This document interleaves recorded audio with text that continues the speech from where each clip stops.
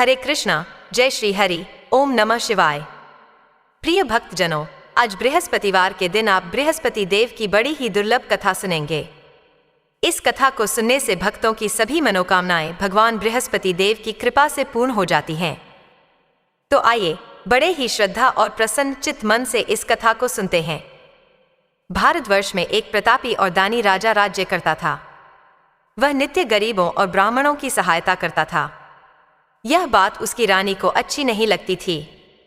वह ना ही गरीबों को दान देती थी, ना ही भगवान का पूजन करती थी और राजा को भी दान देने से मना किया करती थी। एक दिन राजा शिकार खेलने वन को गए हुए थे तो रानी महल में अकेली थी। उसी समय बृहस्पति देव साधु वेश में राजा के महल में भिक्षा लेने के लिए गए और भिक्षा मांगी तो रानी ने भिक्षा देने से इनकार कर दिया और कहा, हे साधु महाराज, मैं तो दान पुण्य से तंग आ गई हूं। मेरा पति सारा धन लुटाते रहते हैं। मेरी इच्छा है कि हमारा धन नष्ट हो जाए, फिर ना रहेगा बांस, ना बजेगी बांसुरी। साधु ने कहा, देवी, तुम तो बड़ी विचित्र हो। धन संतान तो सभी चाहते हैं, पुत्र और लक्ष्मी तो पापी के घर भी होने चाहिए। यदि तुम्हारे पास अधिक धन है तो भूखों को भोजन दो, प्यासों के लिए प्याऊ बनवाओ, मुसाफिरों के लिए धर्मशालाएं खुलवाओ। जो निर्धन अपनी कुंवारी कन्याओं का विवाह नहीं कर सकते, उनका विवाह करा दो। ऐसे और कई काम हैं जिनके करने से तुम्हारा यश लोक और परलोक में फैलेगा। परंतु रानी पर उपदेश का कोई प्रभाव नहीं पड़ा। वह बोली, महाराज, आप मुझे कुछ ना समझाएं। मैं ऐसा धन नहीं चाहती जो हर जगह बांटती फिरूं। साधु ने उत्तर दिया, यदि तुम्हारी ऐसी इच्छा है तो तथास्तु। तुम ऐसा करना कि बृहस्पतिवार को घर लीप कर पीली मिट्टी से अपना सिर धोकर स्नान करना, भट्टी चढ़ाकर कपड़े धोना। ऐसा करने से आपका सारा धन नष्ट हो जाएगा। इतना कहकर वह साधु महाराज वहां से अलोप हो गए। और साधु के अनुसार कई बातों को पूरा करते हुए रानी को केवल 3 बृहस्पतिवार ही बीते थे कि उसकी समस्त धन संपत्ति नष्ट हो गई। भोजन के लिए राजा का परिवार तरसने लगा। तब एक दिन राजा ने रानी से बोला कि हे रानी, तुम यहीं रहो, मैं दूसरे देश को जाता हूं, क्योंकि यहां पर सभी लोग मुझे जानते हैं, इसलिए मैं कोई छोटा कार्य नहीं कर सकता। ऐसा कहकर राजा प्रदेश चला गया। वहां वह जंगल से लकड़ी काट कर लाता और शहर में बेचता था। इस तरह वह अपना जीवन व्यतीत करने लगा। इधर राजा के प्रदेश जाते ही रानी और दासी दुखी रहने लगी। एक बार जब रानी और दासी को 7 दिन तक बिना भोजन के रहना पड़ा तो रानी ने अपनी दासी से कहा, हे दासी, पास ही के नगर में मेरी बहन रहती है, वह बड़ी धनवान है। तू उसके पास जा और कुछ लेकर आ ताकि थोड़ा बहुत गुजारा हो सके। दासी रानी की बहन के पास गई। उस दिन गुरुवार था और रानी की बहन उस समय बृहस्पतिवार व्रत की कथा सुन रही थी। दासी ने रानी की बहन को अपनी रानी का संदेश दिया, लेकिन रानी की बड़ी बहन ने कोई उत्तर नहीं दिया। जब दासी को रानी की बहन से कोई उत्तर नहीं मिला तो वह बहुत दुखी हुई और उसे क्रोध भी आया। दासी ने वापस आकर रानी को सारी बात बता दी। सुनकर रानी ने अपने भाग्य को कोसा। उधर रानी की बहन ने सोचा कि मेरी बहन की दासी आई थी, परंतु मैं उससे नहीं बोली, इससे वह बहुत दुखी हुई होगी। कथा सुनकर और पूजन समाप्त करके वह अपनी बहन के घर आई और कहने लगी, हे बहन, मैं बृहस्पतिवार का व्रत कर रही थी। तुम्हारी दासी मेरे घर आई थी, परंतु जब तक कथा होती है तब तक ना तो उठते हैं और ना ही बोलते हैं, इसलिए मैं नहीं बोली। कहो, दासी क्यों गई थी? रानी बोली, बहन, तुमसे क्या छिपाऊं? हमारे घर में खाने तक को अनाज नहीं था। ऐसा कहते कहते रानी की आंखें भर आईं। उसने दासी समेत पिछले 7 दिनों से भूखे रहने तक की बात अपनी बहन को विस्तार पूर्वक सुना दी। रानी की बहन बोली, देखो बहन, भगवान बृहस्पति सबकी मनोकामना को पूर्ण करते हैं। देखो, शायद तुम्हारे घर में अनाज रखा हो। पहले तो रानी को विश्वास नहीं हुआ, पर बहन के आग्रह करने पर उसने अपनी दासी को अंदर भेजा तो उसे सचमुच अनाज से भरा एक घड़ा मिल गया। यह देखकर दासी को बड़ी हैरानी हुई। दासी रानी से कहने लगी, हे रानी, जब हमको भोजन नहीं मिलता तो हम व्रत ही तो करते हैं, इसलिए क्यों ना इनसे व्रत और कथा की विधि पूछ ली जाए ताकि हम भी व्रत कर सकें। तब रानी ने अपनी बहन से बृहस्पतिवार व्रत के बारे में पूछा। उसकी बहन ने बताया, बृहस्पतिवार के व्रत में चने की दाल और मुनक्का से विष्णु भगवान का केले की जड़ में पूजन करें तथा दीपक जलाएं। व्रत कथा सुने और पीला भोजन ही करें। इससे बृहस्पति देव प्रसन्न होते हैं। और व्रत और पूजन विधि बताकर रानी की बहन अपने घर को लौट गई। 7 दिन के बाद जब गुरुवार आया तो रानी और दासी ने व्रत रखा। घुड़साल में जाकर चना और गुड़ लेकर आईं। फिर उससे केले की जड़ तथा विष्णु भगवान का पूजन किया। अब पीला भोजन कहां से आए? इस बात को लेकर दोनों बहुत दुखी थीं। क्योंकि उन्होंने व्रत रखा था, इसलिए बृहस्पति देव उनसे प्रसन्न थे। इसलिए वे एक साधारण व्यक्ति का रूप धारण करके 2 थालों में सुंदर पीला भोजन दासी को दे गए। भोजन पाकर दासी बहुत प्रसन्न हुई और फिर रानी के साथ मिलकर भोजन ग्रहण किया। उसके बाद वे सभी गुरुवार को व्रत और पूजन करने लगीं। बृहस्पति भगवान की कृपा से उनके पास फिर से धन संपत्ति आ गई। परंतु रानी फिर से पहले की तरह आलस्य करने लगी। तब दासी बोली, देखो रानी, तुम पहले भी इस प्रकार आलस्य करती थीं। तुम्हें धन रखने में कष्ट होता था, इस कारण सभी धन नष्ट हो गया।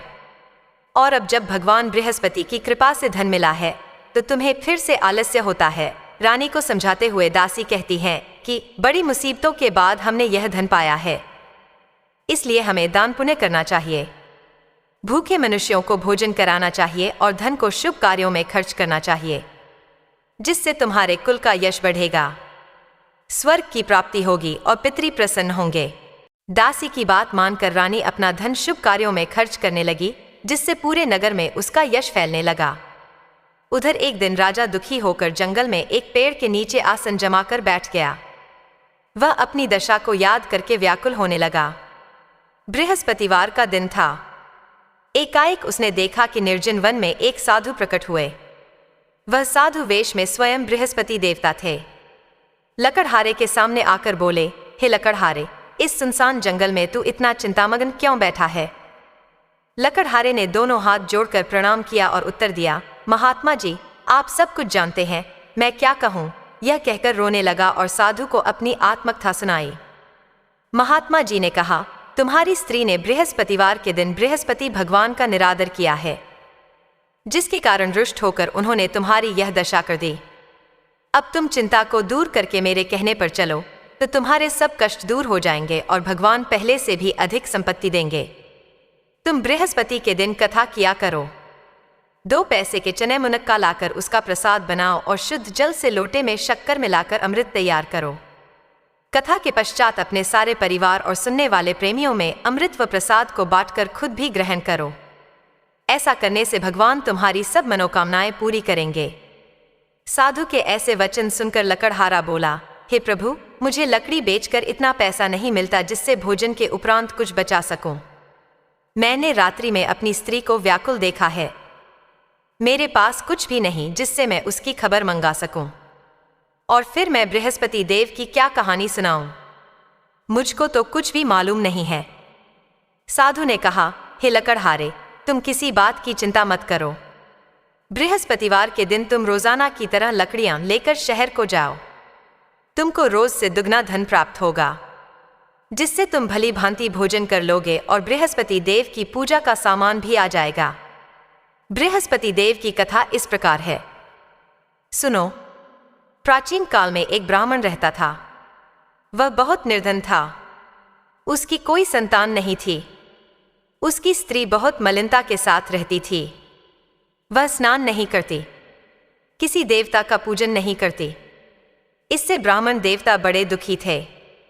बेचारे बहुत कुछ कहते थे, किंतु उसका कुछ परिणाम नहीं निकला। भगवान की कृपा से ब्राह्मण की स्त्री के कन्या रूपी रत्न पैदा हुआ। कन्या बड़ी होने पर प्रातः स्नान करके विष्णु भगवान का जाप और बृहस्पतिवार का व्रत करने लगी। अपने पूजन पाठ को समाप्त करके विद्यालय जाती तो अपनी मुट्ठी में जौ भर के ले जाती और पाठशाला के मार्ग में डालती जाती। तब ये जौ स्वर्ण के हो जाते तो लौटते समय उनको बीन कर घर ले आती। एक दिन वह बालिका सूप में उस सोने की जौ को फटक कर साफ कर रही थी कि उसके पिता ने देख लिया और कहा, हे बेटी, सोने की जौ के लिए सोने का सूप होना चाहिए। दूसरे दिन बृहस्पतिवार था। इस कन्या ने व्रत रखा और बृहस्पति देव से प्रार्थना करके कहा, मैंने आपकी पूजा सच्चे मन से की है तो मेरे लिए सोने का सूप दे दो। बृहस्पति देव ने उसकी प्रार्थना स्वीकार कर ली। रोजाना की तरह वह कन्या जौ फैलाती हुई जाने लगी। जब लौटकर जौ बीन रही थी तो बृहस्पति देव की कृपा से सोने का सूप मिला। उसे वह घर ले आई और उसमें जौ साफ करने लगी, परंतु उसकी मां का वही ढंग रहा। एक दिन की बात है कि वह कन्या सोने के सूप में जौ साफ कर रही थी। उस समय उस शहर का राजपुत्र वहां से होकर निकला। इस कन्या के रूप और कार्य को देखकर मोहित हो गया और अपने घर आकर भोजन और जल त्याग कर उदास होकर लेट गया। राजा को इस बात का पता लगा तो अपने प्रधानमंत्री के साथ उसके पास गए और बोले, हे बेटा, तुम्हें किस बात का कष्ट है? किसी ने तुम्हारा अपमान किया है अथवा और कोई कारण हो सो कहो। मैं वही कार्य करूंगा जिससे तुम्हें प्रसन्नता हो। अपने पिता की बातें सुनकर राजकुमार बोला, मुझे आपकी कृपा से किसी बात का दुख नहीं है। किसी ने मेरा अपमान नहीं किया है, परंतु मैं उस लड़की से विवाह करना चाहता हूं जो सोने के सूप में जौ साफ कर रही थी। यह सुनकर राजा आश्चर्य में पड़ गया और बोला, हे बेटा, इस तरह की कन्या का पता तुम ही लगाओ। मैं उसके साथ तेरा विवाह अवश्य ही करवा दूंगा। राजकुमार ने उस लड़की के घर का पता बताया। तब मंत्री उस लड़की के घर गए और ब्राह्मण देवता को सभी हाल बताया। ब्राह्मण देवता राजकुमार के साथ अपनी कन्या का विवाह करने के लिए तैयार हो गए तथा विधि विधान के अनुसार ब्राह्मण की कन्या का विवाह राजकुमार के साथ हो गया। कन्या के घर से जाते ही पहले की भांति उस ब्राह्मण देवता के घर में गरीबी का निवास हो गया। अब भोजन के लिए भी अन्न बड़ी मुश्किल से मिलता था। एक दिन दुखी होकर ब्राह्मण देवता अपनी पुत्री के पास गए। बेटी ने पिता की दुखी अवस्था को देखा और अपनी मां का हाल पूछा। तब ब्राह्मण ने भी सभी हाल कहा। कन्या ने बहुत सा धन देकर अपने पिता को विदा कर दिया। इस तरह ब्राह्मण का कुछ समय सुखपूर्वक व्यतीत हुआ। कुछ दिन के बाद फिर वही हाल हो गया। ब्राह्मण फिर अपनी कन्या के यहाँ गया और सारा हाल कहा तो लड़की बोली, हे पिताजी, आप माताजी को यहाँ ले आओ। मैं उन्हें विधि बता दूंगी जिससे उनकी गरीबी दूर हो जाए। वह ब्राह्मण देवता अपनी स्त्री को साथ लेकर पहुंचे तो अपनी मां को समझाने लगी कि हे मां, तुम प्रातःकाल प्रथम स्नान आदि करके विष्णु भगवान का पूजन करो तो सब दरिद्रता दूर हो जाएगी। परंतु उसकी मां ने एक भी बात नहीं मानी और प्रातःकाल उठकर अपनी पुत्री के बच्चों की झूठन को खा लिया। इससे उसकी पुत्री को भी बहुत गुस्सा आया। उसने एक रात को एक कोठरी से सारा सामान निकाल दिया और अपनी मां को उसमें बंद कर दिया। प्रातः उसमें से उसे निकाला तो स्नान आदि कराकर पूजा पाठ करवाया तो उसकी मां की बुद्धि ठीक हो गई। इसके बाद वह नियम से पूजा पाठ करती और प्रत्येक बृहस्पतिवार को व्रत रखने लगी। इस व्रत के प्रभाव से उसके माता और पिता बहुत ही धनवान और पुत्रवान हो गए और बृहस्पति देवता के प्रभाव से इस लोक के सुख को भोग कर अंत में स्वर्ग को प्राप्त हुए। इस तरह कहानी कहकर साधु देवता वहां से अंतर्ध्यान हो गए। धीरे धीरे समय व्यतीत होने पर फिर वही बृहस्पतिवार का दिन आया। लकड़हारा जंगल से लकड़ी काटकर किसी शहर में बेचने गया। उसे उस दिन अन्य दिनों से अधिक पैसा मिला। राजा ने चना गुड़ आदि लाकर गुरुवार का व्रत किया। उस दिन से उसके सभी क्लेश दूर हो गए। परंतु जब दोबारा गुरुवार का दिन आया तो बृहस्पतिवार का व्रत करना भूल गया। इस कारण बृहस्पति भगवान नाराज हो गए। उस दिन उस नगर के राजा ने विशाल यज्ञ का आयोजन किया था तथा शहर में यह घोषणा करा दी कि कोई भी मनुष्य अपने घर में भोजन ना बनवाए, ना आग जलाए। समस्त जनता मेरे यहाँ भोजन करने आए। इस आज्ञा को जो ना मानेगा उसे फांसी की सजा दी जाएगी। इस तरह की घोषणा संपूर्ण नगर में करवा दी गई। राजा की आज्ञा के अनुसार शहर के सभी लोग भोजन करने गए, लेकिन लकड़हारा कुछ देर से पहुंचा। इसलिए राजा उसको अपने साथ घर लेकर गए और ले जाकर भोजन करा रहे थे तो रानी की दृष्टि उस खूंटी पर पड़ी जिस पर उसका हार लटका हुआ था। वह वहां पर दिखाई नहीं दिया। रानी ने निश्चय किया कि मेरा हार इस मनुष्य ने चुरा लिया है। उसी समय सिपाहियों को बुलाकर उसको कारागार में। जब लकड़हारा कारागार में पड़ गया और बहुत दुखी होकर विचार करने लगा कि ना जाने कौन से पूर्व जन्म के कर्म से मुझे यह दुख प्राप्त हुआ है, और उसी साधु को याद करने लगा जो कि जंगल में मिला था। उसी समय तत्काल बृहस्पति देव साधु के रूप में प्रकट हुए और उसकी दशा को देखकर कहने लगे, अरे मूर्ख, तूने बृहस्पति देव की कथा नहीं की, इस कारण तुझे दुख प्राप्त हुआ है। अब चिंता मत कर। बृहस्पतिवार के दिन कारागार के दरवाजे पर 4 पैसे पड़े मिलेंगे। उनसे तू बृहस्पति देव की पूजा करना। तेरे सभी कष्ट दूर हो जाएंगे। बृहस्पतिवार के दिन उसे 4 पैसे मिले। लकड़हारे ने कथा कही। उसी रात्रि को बृहस्पति देव ने उस नगर के राजा को स्वप्न में कहा, हे राजा, तुमने जिस आदमी को कारागार में बंद कर दिया है वह निर्दोष है। वह राजा है, उसे छोड़ देना। रानी का हार उसी खूंटी पर लटका है। अगर तू ऐसा नहीं करेगा तो मैं तेरे राज्य को नष्ट कर दूंगा। इस तरह रात्रि के स्वप्न को देखकर राजा प्रातःकाल उठा और खूंटी पर हार देखकर लकड़हारे को बुलाकर क्षमा मांगी और लकड़हारे को योग्य सुंदर वस्त्र आभूषण देकर विदा कर दिया। बृहस्पति देव की आज्ञा के अनुसार लकड़हारा अपने नगर को चल दिया। राजा जब अपने नगर के निकट पहुंचा तो उसे बड़ा आश्चर्य हुआ। नगर में पहले से अधिक बाग, तालाब, कुएं तथा बहुत सी धर्मशाला, मंदिर आदि बन गए हैं। राजा ने पूछा, यह किसका बाग और धर्मशाला है? तब नगर के सब लोग कहने लगे, यह सब रानी और दासी के हैं। तो राजा को आश्चर्य हुआ और गुस्सा भी आया। जब रानी ने यह खबर सुनी कि राजा आ रहे हैं तो उन्होंने दासी से कहा, हे दासी, देख राजा हमको कितनी बुरी हालत में छोड़ गए थे। हमारी ऐसी हालत देखकर वह लौट ना जाएं, इसलिए तू दरवाजे पर खड़ी हो जा। आज्ञा के अनुसार दासी दरवाजे पर खड़ी हो गई। राजा आए तो उन्हें अपने साथ लेकर आए। तब राजा ने क्रोध करके अपनी रानी से पूछा कि यह धन तुम्हें कैसे प्राप्त हुआ है? तब उन्होंने कहा, हमें यह सब धन बृहस्पति देव के इस व्रत के प्रभाव से प्राप्त हुआ है। राजा ने निश्चय किया कि 7 रोज बाद तो सभी बृहस्पति देव का पूजन करते हैं, परंतु मैं प्रतिदिन दिन में 3 बार कहानी और रोज व्रत किया करूंगा। अब हर समय राजा के दुपट्टे में चने की दाल बंधी रहती और दिन में 3 बार कहानी कहते। एक रोज राजा ने विचार किया कि चलो अपनी बहन के यहाँ हो आएं। इस तरह निश्चय करके राजा घोड़े पर सवार होकर अपनी बहन के यहाँ को चलने लगा। मार्ग में उसने देखा कि कुछ आदमी एक मुर्दे को लिए जा रहे हैं। उन्हें रोककर राजा कहने लगा, अरे भाइयों, मेरी बृहस्पति देव की कथा सुन लो। वे बोले, लो, हमारा तो आदमी मर गया है, इसको अपनी कथा की पड़ी है। परंतु कुछ आदमी बोले, अच्छा कहो, हम तुम्हारी कथा भी सुनेंगे। राजा ने दाल निकाली और जब कथा आधी हुई थी कि मुर्दा हिलने लग गया और जब कथा समाप्त हो गई तो राम राम करके मनुष्य उठकर खड़ा हो गया। आगे मार्ग में उसे किसान खेत में हल चलाता मिला तो राजा ने उसे देखकर बोला, अरे भैया, तुम मेरी बृहस्पतिवार की कथा सुन लो। किसान बोला, जब तक मैं तेरी कथा सुनूंगा तब तक 4 हल जोत लूंगा। जा, अपनी कथा किसी और को सुनाना। इस तरह राजा आगे चलने लगा।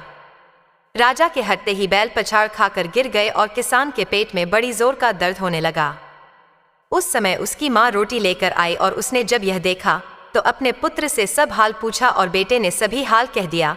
तो बुढ़िया दौड़ी दौड़ी उस घुड़सवार के पास गई और उससे बोली कि मैं तेरी कथा सुनूंगी, तू अपनी कथा मेरे खेत पर चलकर ही कहना। राजा ने बुढ़िया के खेत पर जाकर कथा कही, जिसके सुनते ही वह बैल उठकर खड़े हुए तथा किसान के पेट का दर्द भी बंद हो गया। राजा अपनी बहन के घर पहुंचा। बहन ने भाई की खूब मेहमानी की। दूसरे रोज प्रातःकाल राजा जगा तो वह देखने लगा कि सब लोग भोजन कर रहे हैं। राजा ने अपनी बहन से कहा, ऐसा कोई मनुष्य है जिसने भोजन नहीं किया हो? मेरी बृहस्पतिवार की कथा सुन ले। बहन बोली, हे भैया, यह देश ऐसा है कि पहले यहाँ लोग भोजन करते हैं, बाद में अन्य काम करते हैं। अगर कोई पड़ोस में हो तो देख आऊं। वह ऐसा कहकर देखने चली गई, परंतु उसे कोई ऐसा व्यक्ति नहीं मिला जिसने भोजन ना किया हो। अतः वह एक कुम्हार के घर गई जिसका लड़का बीमार था। उसे मालूम हुआ कि उनके यहाँ 3 रोज से किसी ने भोजन नहीं किया है। रानी ने अपने भाई की कथा सुनने के लिए कुम्हार से कहा। वह तैयार हो गया। राजा ने जाकर बृहस्पतिवार की कथा कही, जिसको सुनकर उसका लड़का ठीक हो गया। अब तो राजा की प्रशंसा होने लगी। एक रोज राजा ने अपनी बहन से कहा कि हे बहन, हम अपने घर को जाएंगे, तुम भी तैयार हो जाओ। राजा की बहन ने अपनी सास से कहा तो सास ने कहा, हाँ चली जा, परंतु अपने लड़कों को मत ले जाना क्योंकि तेरे भाई की कोई औलाद नहीं है। बहन ने अपने भैया से कहा, भैया मैं तो चलूंगी पर कोई बालक नहीं चलेगा। तो राजा बोला, जब कोई बालक नहीं चलेगा तब तुम ही क्या करोगी? बड़े दुखी मन से राजा अपने नगर को लौट आया। राजा ने अपनी रानी से कहा, हम निर्वंशी हैं, हमारा मुंह देखने का धर्म नहीं है और कुछ भोजन आदि नहीं किया है। रानी बोली, हे प्रभु, बृहस्पति देव ने हमें सब कुछ दिया है, वह हमें औलाद अवश्य देंगे। उसी रात को बृहस्पति देव ने राजा से स्वप्न में कहा, हे राजा, उठो, सभी सोच त्याग दो, तेरी रानी गर्भ से है। राजा को यह बात सुनकर बड़ी खुशी हुई। 9वें महीने में उसके गर्भ से एक सुंदर पुत्र पैदा हुआ। तब राजा बोला, हे रानी, स्त्री बिना भोजन के रह सकती है पर बिना कहे नहीं रह सकती।